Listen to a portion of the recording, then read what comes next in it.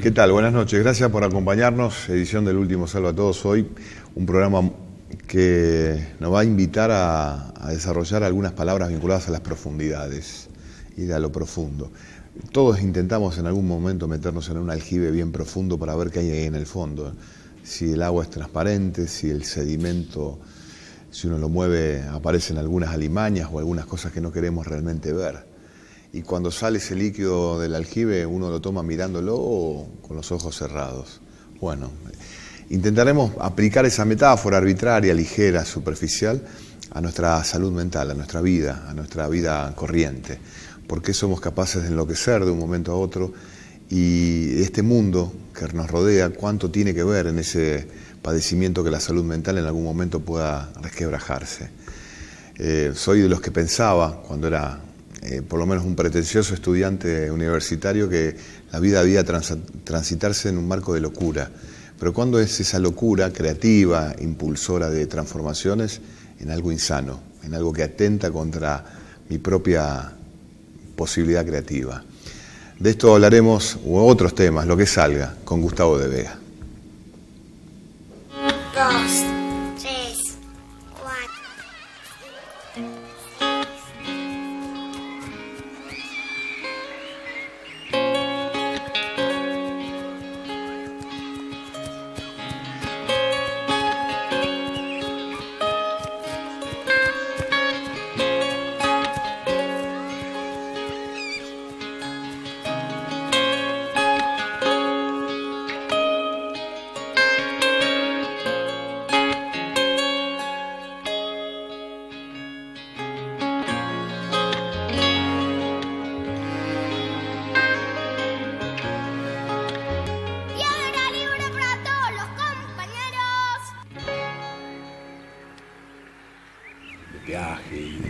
Sí, seguro, los salvajes. ¿Sos una persona salvaje, Gustavo?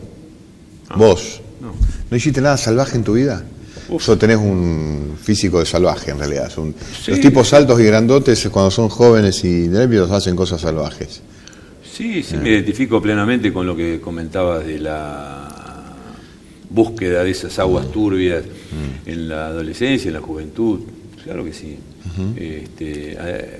Aún más en la época de la dictadura y un poco antes también, cuando empezamos la facultad en el año 74, transitamos esos primeros años de la AAA y de las primeras... ¿Militabas? No directamente, estaba muy cercano a algunos grupos del peronismo y me parecía importante la militancia, pero no el tema de la violencia. Entonces estuve muy cerca de muchos de estos chicos que luego no se vieron nunca más.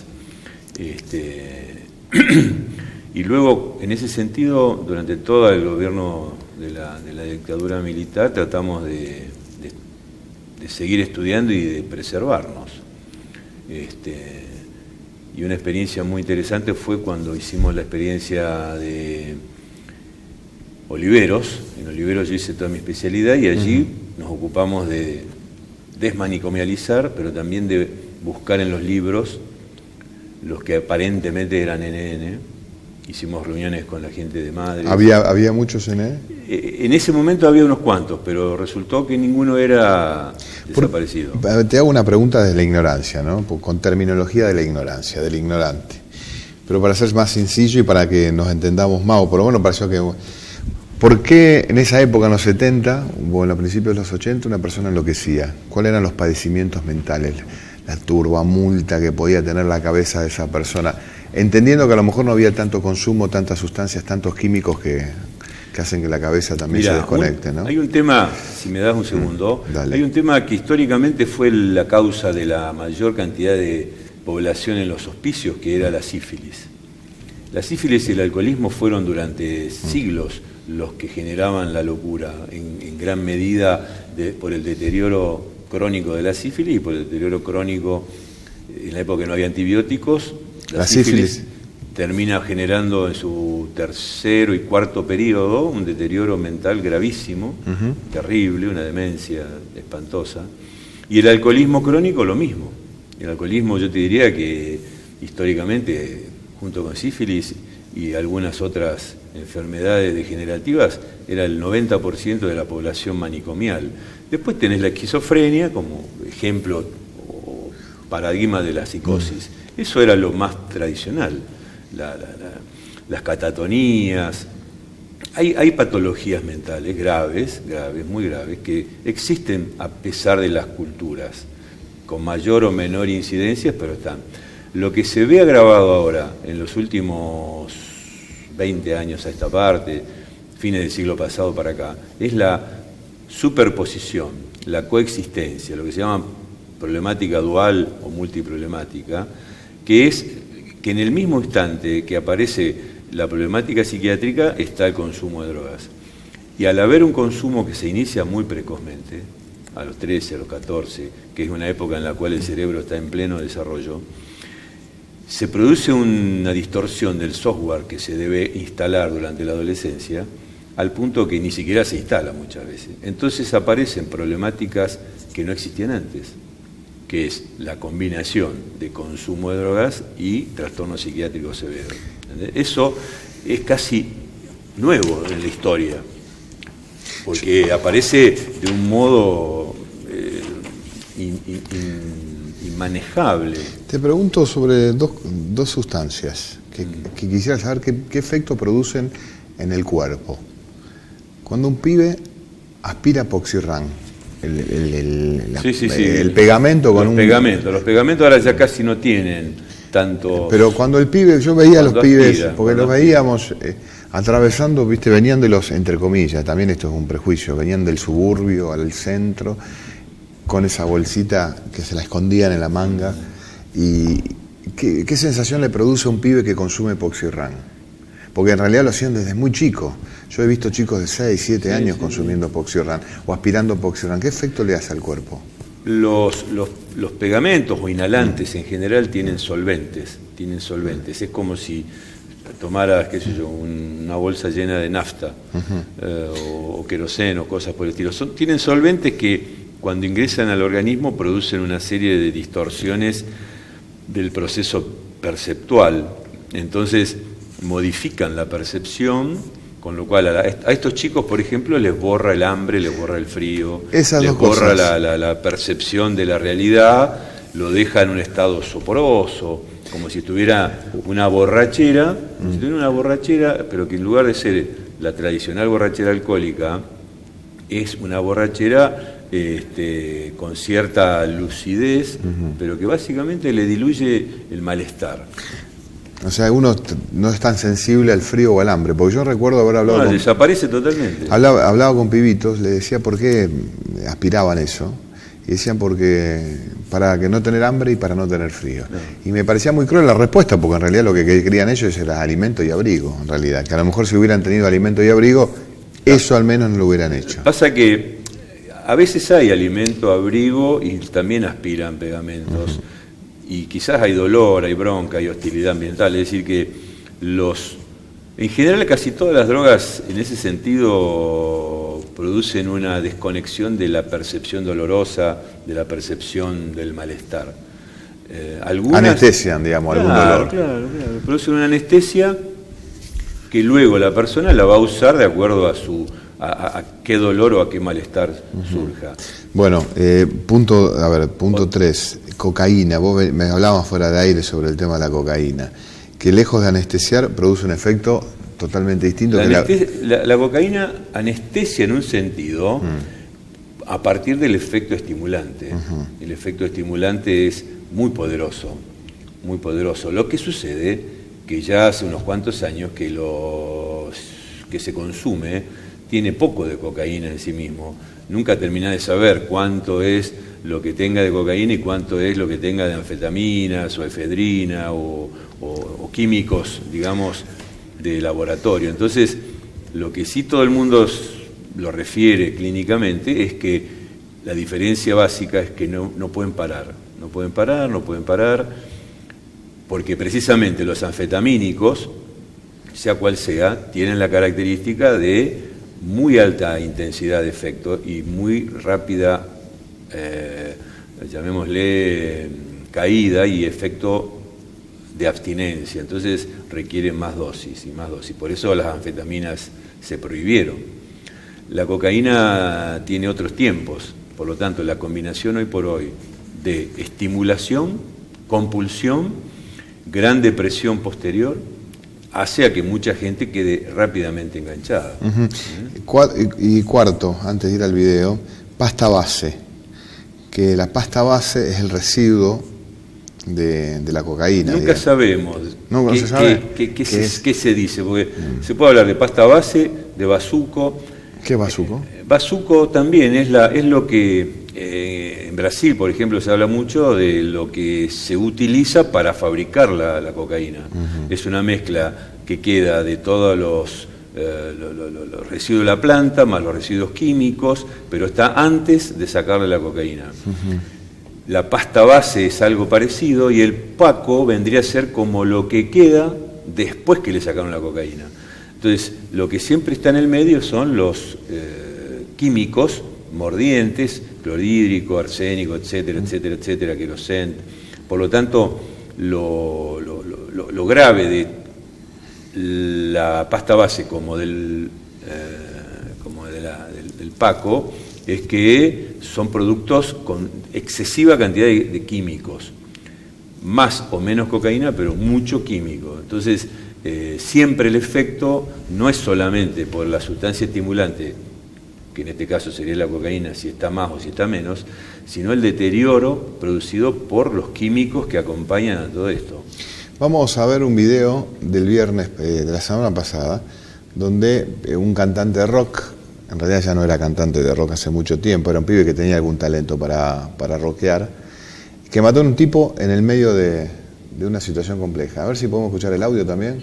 Guillermo, estamos tratando de tener la palabra de el abogado, ya ha llegado, así lo podemos ver con anteojos blancos. No sé si estamos... Doctor, 2 minutos, ¿puede ser? Va a bajar del auto, Doctor, Piti Álvarez, y va a hablar con... En el momento de la detención dijo cosas con algún valor, en realidad. Ahí baja su mochila, que deben tener seguramente sus petates para... sabía de que iba a quedar detenido. Lo esperan los periodistas, ahí baja con el abogado y escuchá lo que dice, porque en realidad es muy valioso. En algún punto a mí me sorprende algo de lo que había dicho. A ver. Acá lo escuchamos, ¿eh? ¿Estás bien de salud? Sí, perfecto. ¿Cómo te sentís ahora? ¿Qué pasó? ¿Hubo discusión? Vamos a cruzar para el otro lado. ¿Podrías contarnos cómo estás? ¿Qué pasó? ¿Qué pasó, Piti? Con una gorra de lana. Bueno, en estos momentos está agarrando unas pertenencias, unos objetos. Bueno, allí lo vemos, está agarrando unas pertenencias, fueron muy escuetas las palabras. A ver si podemos sacarle unas palabras más. ¿Vos fuiste el que disparaste, Piti, contra este hombre? Sí, mira, les cuento todos juntos, ¿eh? Sí. Sí, yo fui el que disparé. Y no vengo a declarar, vengo a decir lo que pasó. ¿Qué pasó? ¿Qué pasó? No. ¿Mataste a una persona? ¿Qué pasó? Sí, lo maté porque era entre él y yo, o yo, ¿entendés? Y creo que cualquier animal haría lo mismo. Pero ¿por qué él te amenazó de muerte? Hasta ahí. Mucho, bueno, nosotros no pudimos escuchar mucho aquí. Era él o yo, cualquier animal hubiera hecho lo mismo, dice el hombre, ¿no? Él se asumió siempre como un experimentador de sustancias, como que le gustaba experimentar, y siempre decía que consumía pasta base o paco, en realidad lo que en Buenos Aires se conoce como paco. A mí me sorprendió la frase, cualquier animal hubiera hecho lo mismo, poniéndose en ese estándar salvaje, primitivo, donde no hay razón, digamos, ¿no? Donde uno reacciona según el instinto, ¿no? Sentirse, digamos, el animal cuando reacciona ante un peligro, el perro ladra, por ejemplo, cuando se siente, cuando tiene miedo. ¿Cómo la ves a esa? Sí, esto en términos metafóricos se podría comprender, como vos decís, justamente todos estamos permanentemente utilizando el lenguaje simbólico, metafórico. El tema es que en algunos puntos esa metáfora se literaliza y entonces con el tema del consumo muchas veces la persona, como cualquier borrachera, la persona entra y sale, está en este discurso o está fuera de este discurso. Eso desgraciadamente es muy complejo y muy complicado porque el que está entrando y saliendo del mundo metafórico y mundo simbólico no se da cuenta que entra y sale y que está conviviendo simultáneamente en dos mundos. El punto es que vivir en este mundo implica también estar dentro de una cierta ley. ¿tá? Cuando uno queda por fuera de la ley, desgraciadamente, más allá de las metáforas, le cae el peso de la ley. Y quizás esto es lo mejor que le puede pasar a una persona en función de ser contenido, ser cuidado, ser protegido, porque este chico en realidad tiene muchos antecedentes y desgraciadamente nunca fue suficientemente bien contenido en el sentido de cuidado. ¿Se salva una persona así? En la cárcel, por ejemplo, una persona entra con un nivel de adicción de Álvarez, ¿no? De Piti Álvarez. Sí, absolutamente. Entra a la cárcel, hecho, digamos, y aparte necesitando la sustancia, ¿no? La tiene de la noche a la mañana. Y además siendo autor de un crimen brutal, ¿no? Brutal, sí, porque le tiró 3 tiros en la cabeza a un hombre que estaba a muy poca distancia y lo termina rematando con uno en el pecho. Pero, o sea, más allá de estas cuestiones, se salva a esta persona, digamos, un adicto que entra a la cárcel, más allá de haber cometido no un crimen. ¿La cárcel te salva?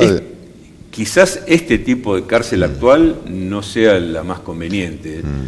Parece ser que donde él va a estar, ojalá tenga la posibilidad de ser bien atendido y no solo que se salva, sino que se pueda recuperar en un 100%, en la medida de tener un buen proceso de tratamiento y una buena posibilidad a futuro. Más allá que sea dentro o fuera de la cárcel, quizás lo que no todo el mundo dispone es que dentro de la cárcel hoy se pueda llevar adelante un buen tratamiento. Soy de los que piensan que en la cárcel el control de la indisciplina de la población se realiza con sustancias. Soy de los que piensan mal esa situación. Una población adicta, una población tumultuosa, vinculada al mundo del delito, ¿de qué manera se la controla un poco? Permitiéndole esta que vos decías, las anestesias, los euforizantes, y permitiendo que se circule, ¿no? Las drogas, para calmar a los pibes que están realmente re locos ahí adentro, encerrados las 24 horas del día, y darles una moneda de cambio a cambio de mayores disciplinas, ¿no? Bueno, esa es la lógica manicomial, sí. Justamente, pero en verdad esto no tiene o no debería tener nada que ver con lo que se pretende con una cárcel donde se busca la reinserción y demás. Esto lo que muestra es que justamente no se trabaja para nada bien. Yo no conozco el ámbito carcelario, pero lo que vos decís es... ¿Tratás a los pacientes en la cárcel, no?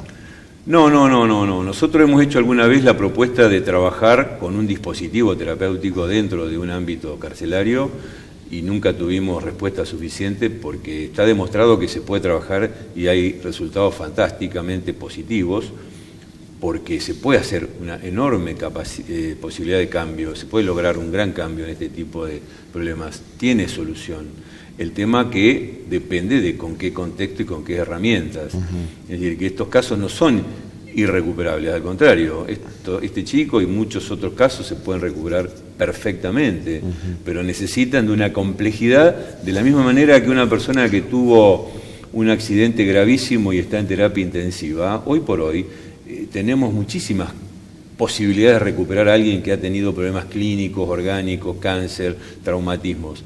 Si se aplicara esa misma idea, ese mismo criterio, esos mismos recursos a trabajar con las adicciones, te digo que se recupera el 100%. ¿Cuánto hace que laburás con las adicciones aquí? Y ya son como casi 40 años. 40 años. ¿Qué línea harías de las adicciones? Estamos en una meseta subiendo. La línea es espantosamente alarmante. Ascendente, es alarmante, ¿no? es alarmante. ¿Cada vez hay más adictos? El problema es que no es todavía, muchos de los jóvenes que hoy consumen drogas no son adictos, porque un chico de 15 o 16 años todavía no tuvo tiempo de hacerse adicto, pero va en camino. Y el problema es que baja la edad de inicio, entonces tenés una base de pirámide de consumo que es muy alta. ¿Vos sabés por qué un pibe de 15 años se consume drogas? Porque les gusta el efecto, porque la pasan bien, porque se entretienen, porque se ríen, porque la bailan, porque están de caravana, como se dice, porque el adolescente en general no tiene mayor percepción de riesgo y entonces juega, experimenta. Porque ahí no le hace mal. Porque no se da cuenta lo mal que le hace. Porque así como pueden consumir drogas, también se exponen a situaciones de alto riesgo en la calle, con motos, con vehículos, saltando, tirándose, teniendo relaciones sin cuidarse. Vos sabés que hoy en Rosario, en la zona, hay una epidemia de sífilis y de todo tipo de enfermedades infectocontagiosas y de transmisión sexual. Hay una epidemia silenciosa de HIV-Sida que posiblemente en cualquier momento va a explotar. Hay una epidemia enorme que todo el tiempo aparece de embarazos adolescentes. Entonces, en este contexto lo que uno puede ver es que los chicos tratan de llevar adelante su vida de la mejor manera posible. Hay una epidemia de ciberadicción, hay una epidemia de bullying, hay una epidemia de ciberacoso. Es decir, y digo epidemia cargando las tintas porque en verdad... Estás entrecomillando con potencia. Le estamos poniendo poca atención, los decisores políticos, institucionales. Y vos fijate que los chicos van a una escuela que muchas veces el edificio es del siglo XIX, los docentes, a pesar de todo lo bueno que hacen, son formados y capacitados en el siglo XX, y los chicos son del siglo XXI, viven conectados a una cantidad de redes sociales, y esto ya es un tema. No es que va a ser un problema, esto ya es un tema, ¿entendés? Entonces, las respuestas hoy son respuestas viejas, digamos. Los problemas del siglo XXI se responden con... Entonces los chicos se aburren, chicos se aburren o no alcanzan a dimensionar porque los adultos no están cumpliendo con su función. Y en gran medida eso también hay que tener en cuenta. Los chicos se quejan y no se quejan como los adultos. Los chicos se quejan con lo que tienen. Lo que pasa es que también vivimos en una sociedad donde el pibe adicto o el pibe que consume drogas es un negocio para el adulto, no para el pibe. Hay mucha gente que gana dinero, que genera recursos o que vende cosas, no digo drogas. Hay gente que se dedica a la venta inmobiliaria gracias a los recursos que deja la utilidad económica de la venta del narcotráfico, o sus comercios están abiertos, o sus comercios son... Estamos hablando del negocio monstruoso de la economía del narcotráfico, genera una rueda que uno no sabe dónde termina en realidad, ¿no? Bueno, precisamente, y esto ya tiene varias décadas. En nuestro medio tenemos a alguien que se ha dedicado muchísimo a investigar todo esto, que es Carlos Del Frade, colega tuyo, y que yo siempre lo rescato por el hecho de tener la capacidad de verlo sistemáticamente, más allá que uno esté de acuerdo o no con todo lo que él plantea. Creo que es una de las pocas y serias perspectivas que uno puede tener, y eso está ahí. En Rosario tenés a Fabián Belay, un cura que trabaja en toda la región poniendo lo mejor y tiene lista de espera. ¿Por qué? Y porque no da abasto, porque es mucha la gente que se quiere recuperar. ¿Y qué sucede? El sistema oficial, público, municipal, provincial, ANCE, Nación, no alcanzan ni siquiera a empezar con esto. Están todo el tiempo ofreciendo... ¿Es un auxilio sacar las drogas de la calle? ¿Una política...? Imposible. La guerra contra la droga ya perdió hace mucho antes de empezar. ¿Y qué hacemos entonces? ¿La legalizamos? No. Yo te pregunté una vez eso y vos no estás muy de acuerdo con... No. Que el Estado administre el suministro. Fíjate, a ver, si hablamos de despenalizar o legalizar, que son distintas cosas, pero tomemos el ejemplo de Uruguay. En Uruguay, cuando se dice que se ha legalizado la marihuana, lo que no se dice es que en Uruguay ninguna marihuana que circula tiene más de 4% de principio activo. La que está dando vueltas en nuestra ciudad o en nuestra región tiene no menos del 20, el 30, el 40. ¿Y la que puedes plantar vos en tu casa? Y las que andan dando vueltas acá en la zona son todas de muchísima más potencia que la de Uruguay. Entonces, no estamos hablando de lo mismo. No es lo mismo 4% de THC a 20, a 30 o 40. Pero yo te pregunto si vos como médico psiquiatra atendés a un paciente que necesita consumir X sustancia. Le das la receta porque él necesita hacer... va con esa receta a la farmacia y compra esa sustancia que necesita consumir con fines terapéuticos, recreativos o lo que fuera. ¿Cambiaría algo esa situación? Cambia mucho el contexto, obviamente. Cuando una persona necesita un producto, por ejemplo, algún producto derivado de la planta de marihuana, posiblemente se pueda beneficiar, y hoy está bastante bien organizado en ese sentido. La Nación y provincia tienen protocolos de acción muy interesantes. El problema quizás sucede que todavía no se logra producir, desde el punto de vista del Estado, los productos adecuados. pero eso no habría mayor inconveniente. El problema surge cuando se plantea indiscriminadamente, hablar de marihuana como si fuera todo lo mismo. A ver, a nadie se le ocurre tener acá alcohol medicinal. A lo sumo alguien puede tomar vino o cerveza. El alcohol medicinal queda para el botiquín de primeros auxilios. Entonces, la marihuana medicinal seguramente va a pasar exactamente lo mismo que con el alcohol medicinal o con la morfina que deriva de la planta de amapola, pero a nadie se le va a ocurrir cultivar en su jardín una planta de amapola para tener opio y fumarse una pipa. ¿Hay naciones o países en donde el consumo de estimulantes esté reducido casi a niveles muy bajos? Es decir, acá en Argentina lamentablemente estamos conviviendo en los últimos años con un nivel de consumo muy alto, ¿no? De alcohol, de estimulantes, no sé, inclusive de pastillas en las farmacias que te venden para que la gente no sienta tanto dolor, ¿no? Hay países donde se puede medir que el bienestar o el nivel de vida de la gente no necesita de esa industria festiva o presuntamente festiva de los estimulantes. Al contrario, en Europa en este momento el consumo de cocaína es un problema gravísimo. El consumo de estimulantes cocaínicos, metanfetamínicos, todas las drogas de diseño derivadas sintéticas, está ligada a la diversión, al momento de ocio. No tiene nada que ver. Aburridos. Sí, o buscando nuevas experiencias y una cuestión de hiperestimulación. Entonces, en Estados Unidos hay una epidemia de opioides, de calmantes opioides, donde mucha gente joven experimenta y quiere ir un poco más allá. Y en última instancia, de esto se trata. Quizás la problemática del siglo XXI nos expone a que en ese aljibe que vos comentabas al principio, ni siquiera se pretende bucearlo.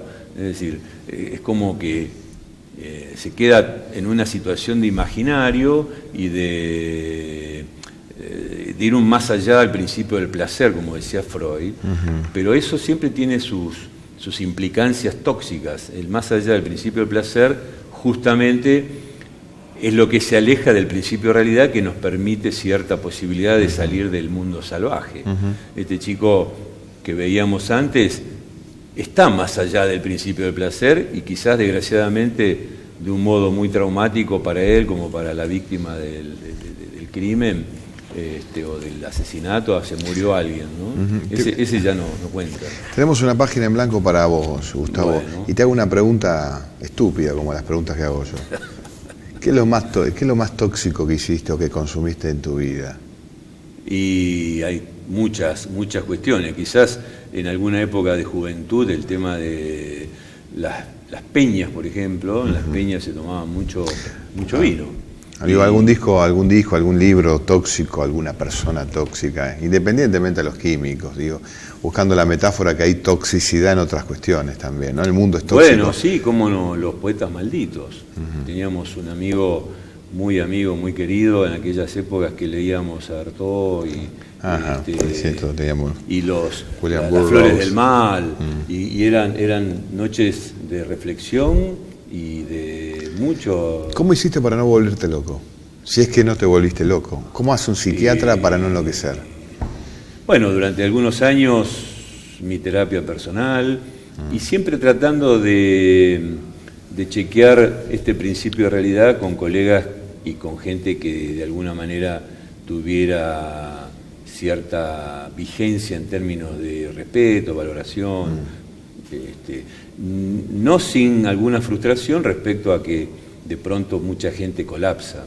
Nosotros tenemos quizás la suerte, entre comillas y con ironía, de que nuestras incertidumbres frecuentes en este país llevan a que mucha gente de pronto muestra la hilacha, y uno mismo lo puede llegar a hacer porque la incertidumbre es tal que nunca te podés quedar sentado tranquilamente, cosa que en Europa, en Estados Unidos, en el llamado primer mundo, no es tan frecuente. Acá estamos como mucho más expuestos a la incertidumbre, al punto de que uno podría decir que todavía no me volví loco, pero no sé mañana o pasado, ¿no? Porque además vivir en una sociedad y en una comunidad donde yo salgo del estudio y me puede pasar un motochorro porque le gustó mi campera o qué sé yo y me pega 5 tiros, esto también es muy loco, demasiado loco, porque no solamente somos posibles víctimas, sino están nuestros amigos, nuestra familia, y me parece que este es un tema también demasiado loco. En distintas épocas esto tiene distintas referencias, entonces... 2, 3, 4.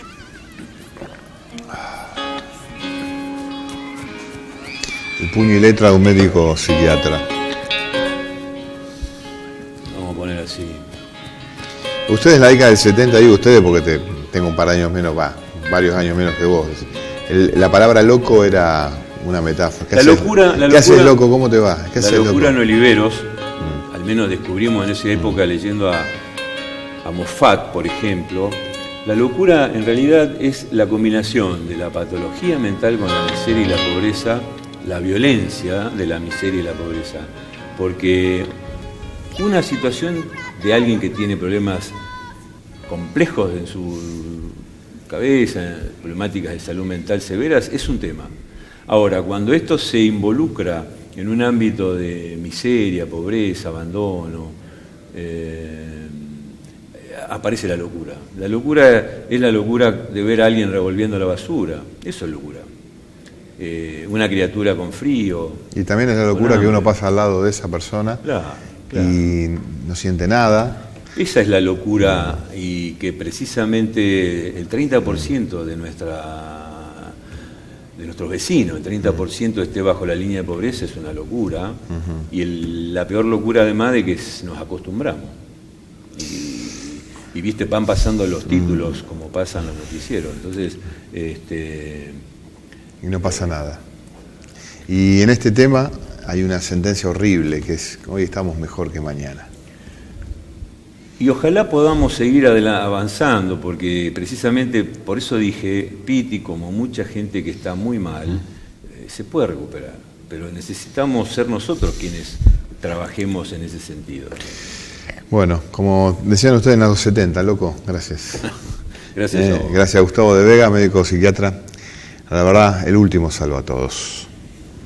1, 2, 3, 4.